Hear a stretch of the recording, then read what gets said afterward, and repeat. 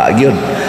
Mao na nya ang gusto ni Kristo nga kining maong religiosity, kining maong pagtuo atong palabuan, nya di kuno ta mulabaw ana, di ta kasud sa langit pasabot kining tanang gibuhat sa mga Pariseo nga purting ilngiga, dili ni assurance nga makasud sila langit.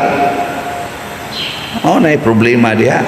Labaw na tingali ning atong gibuhat nga igo ratang musimba dinhi, lingkod nga late pag yun, iniglibot sa sibot, wa pag-iihog, nya iniguli ngadto, wa say gida nga mensahe, unsay nadunggan dinhi nga pagbasa, unsay nadunggan nga giwali, di gyudadon ngadto, anhara kutob dias pultahan, igabot sa pultahan, linibakay na samtang maglakaw ngadto.